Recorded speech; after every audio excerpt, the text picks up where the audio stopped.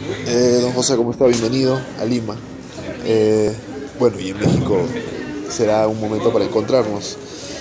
Acabamos de escuchar eh, exposiciones interesantes, importantes, historias de vida con respecto al arte y la radio, esta relación maravillosa que nos propone el sonido, un espacio en el que probablemente a veces no sea necesario el medio mismo, sino el concepto, la idea, la estética que en cada uno vive.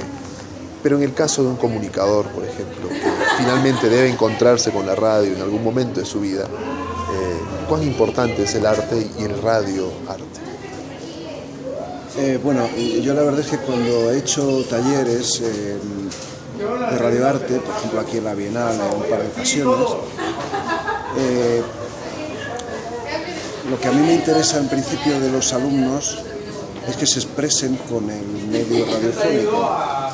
Entiendo que hay una expresividad radiofónica ya planteada desde los orígenes del medio, planteada por ejemplo por un estudioso como Rudolf Arnhem en un libro que se llama Estética Radiofónica de los años 30, ¿no?, del siglo pasado, nada menos. También aquí se ha evocado, Emiliano López Rascón lo ha hecho, al estridentismo. Cuando empezaba la radio aquí empezaba con un poema estridentista, ¿no? Esa vocación de experimentación de la radio respecto de su propio medio, respecto de su propia existencia, esa especie de buscar sus propias esencias, diríamos, como recurso expresivo, empiezan con la radio. Y esa necesidad de experimentar con las posibilidades tecnológicas como canal, pero también mediáticas como medio de la radio, como vehículo de comunicación, empiezan con la radio misma.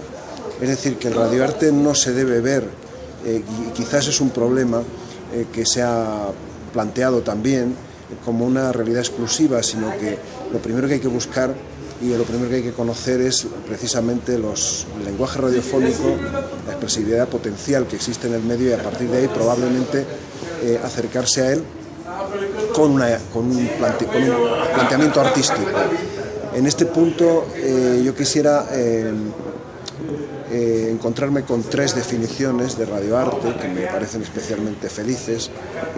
Una realizada por Dan Lander, el artista sonoro y teórico canadiense, que decía que arte radiofónico es arte transmitido, lo que pone el énfasis evidentemente en que para que sea arte radiofónico primero tiene que tener una idea artística y segundo tiene que contar con que se transmite, es decir, sale al espacio público de la radio, que es como un espacio público como el que estamos ahora, ¿no? Un foro público o como una plaza pública en donde las cosas se exponen, como el ágora griega si se quiere, ¿no?, pero en la actualidad.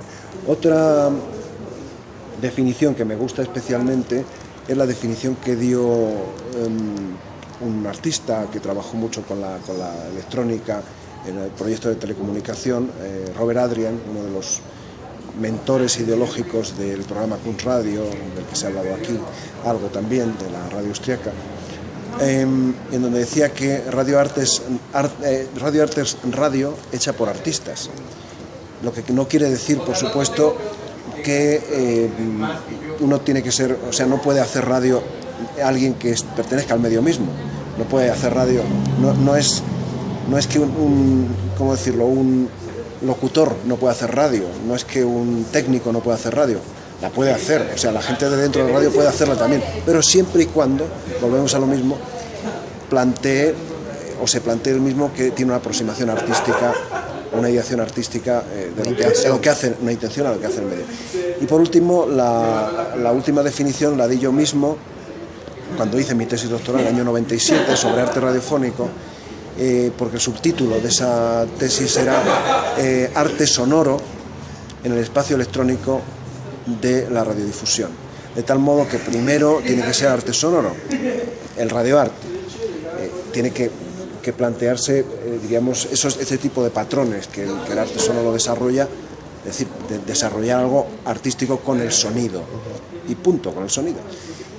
Y luego, evidentemente, saber que pertenece a ese espacio, vuelvo a la idea del espacio público, del espacio del ágora de la radio, en este caso de la radiodifusión, que es hablar también de la telecomunicación en general, ¿no? Son esas tres acepciones las que marcan el asunto, pero siempre considerando, insisto, esa idea de la expresividad de la radiofónica como...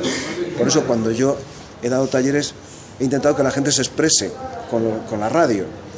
Y bueno, ya veremos luego si se hace arte o no, pero lo más importante es saber que la radio es un recurso expresivo.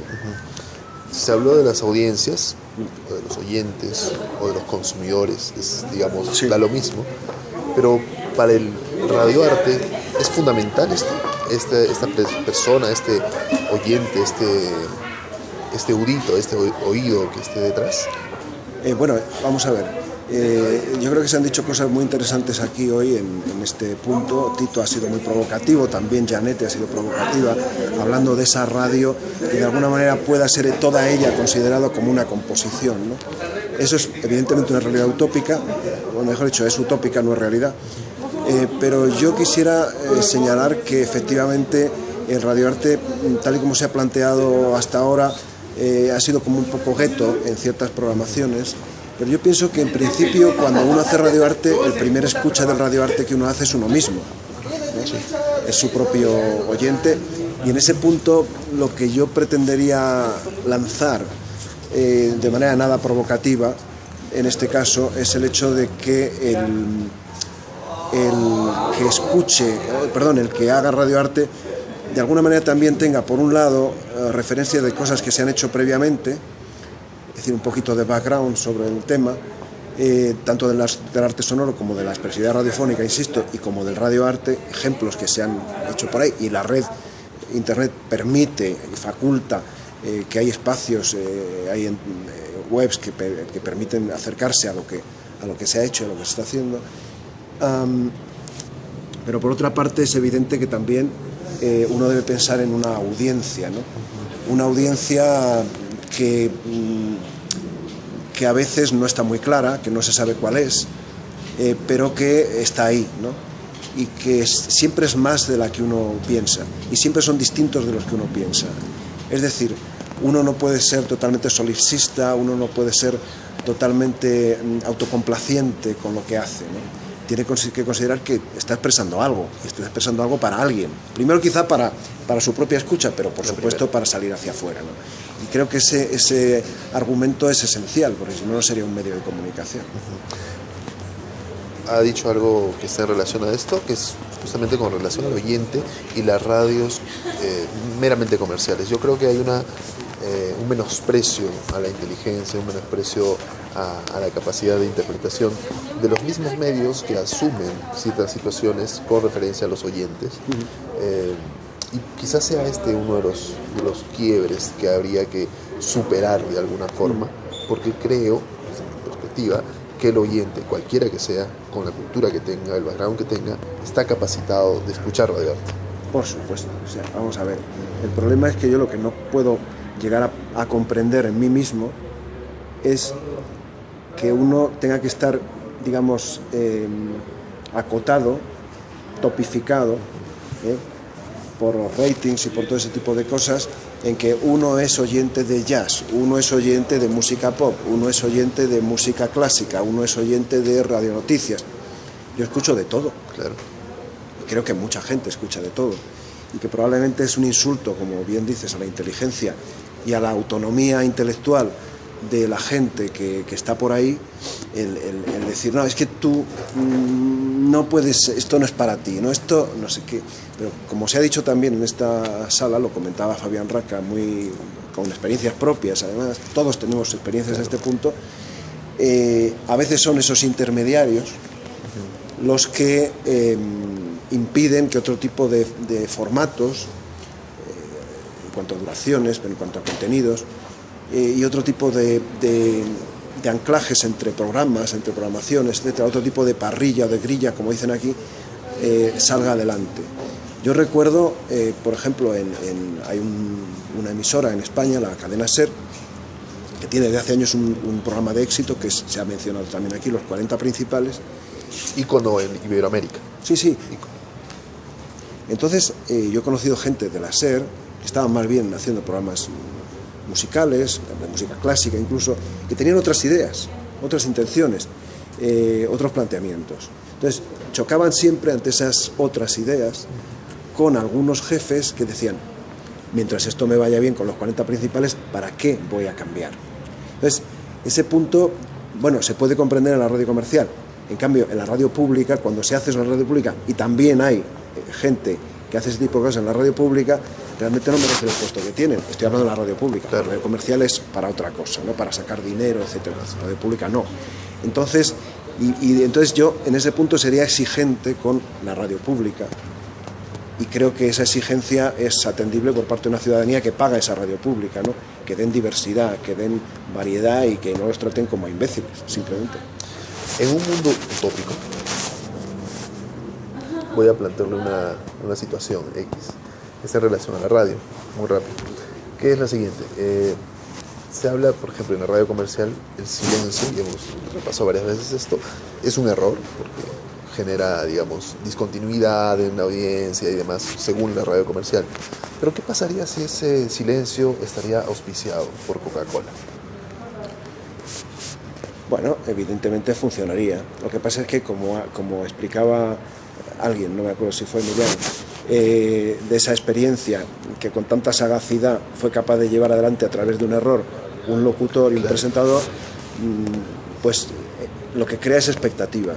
Si Coca-Cola, bueno, el que trabaja para Coca-Cola en ese spot, crea la expectativa de manera inteligente, naturalmente que el silencio dejará de ser considerado como un error y se considerará como una experiencia sonora, y en este caso también radiofónica. Todo es, por tanto, según se plantea. Ahí está, sin ir más lejos, un artista como Marcel Duchamp, que en un momento dado agarró un urinario, le dio la vuelta, lo puso en una sala de exposición y lo llamó fuente. Claro. Entonces, quiero decir que después de eso, y después de tantas cosas que los artistas han hecho a lo largo del siglo pasado, por ejemplo, desde las primeras vanguardias históricas, lo que nos han dado a cualquier persona en general, pero más aún a los que nos acercamos artísticamente a expresarnos, es unos enormes grados de libertad. Claro. Entonces pienso que tenemos que tener Cage, tantos otros, tenemos que tener la conciencia de que estamos montados a lomos de gigantes. Y a partir de ahí podemos crecer todavía más. Quizá la gestión de nuestro propio trabajo sea uno de los retos que tengamos como radioartistas o como experimentadores sonoros también. Gestionar las formas creativas, como la de Duchamp, sí, proponer algo, ¿no? Claro, ¿no? Y por ejemplo plantear, yo hablaba antes del tema de formatos, ¿no? Por ejemplo, el otro día comentaba, y no ponía un ejemplo, pero sí mencionaba la página, ¿no? De Arte Radio, como experiencia, en la cual pues son gente que produce formas radiofónicas, pero que no tiene una emisora, tiene una página web, como sabes, pero entonces está trabajando también bueno, hace reportajes, pero todo hace obras de radioarte, obras más especulativas con el fenómeno sonoro, con el acercamiento a lo sonoro, con el paisaje sonoro también, por supuesto, hace documentales. Es decir, que no se cierra a simplemente el radioarte como una forma puramente experimental, ¿no? Sino que hay esa visión, quizá como lo comentaba Janete, de implantar o importar la creatividad a la forma de hacer radio. Entonces ellos plantean formatos breves, a diferencia de otros formatos que son mucho más amplios. A ver, si una idea tiene que tener un formato amplio, ha de tenerla. Pero se pueden también hacer cosas en formatos breves y pienso que eso es interesante y que se debería también considerar. Y eso respondiendo a una realidad, a una actualidad, ¿no? Claro. Que necesitamos un consumo rápido. Sí, entonces, pero ese canal hay que decir que es público, o sea, está pagado por instancias públicas, ¿no? Entonces, ese discurso también se plantea, es un discurso de vaivén, ¿no? No creo que haya que tampoco demonizar lo privado, ni santificar lo público, ni lo contrario, ¿no? O sea, para terminar, yo asumo que la radio, hablando del medio, que trabajo mucho tiempo, sigo en ella, es una pasión, podría trabajar gratis. Sobre todo es una pasión. Ahí me doy cuenta. Chuse Fernández me dijo el otro día, es un virus. ¿Para usted qué es la radio? O sea, para mí es una manera muy natural de expresarme, ¿de acuerdo? De tal modo que yo, cuando conozco a alguien haciendo radio, digo, este es un animal de radio. Y lo ves, o sea, porque tú puedes reconocer a tus iguales. Claro. Como un médico, probablemente, cuando ve cómo se conduce otro colega sabe qué buen médico es o qué mal médico es, ¿no?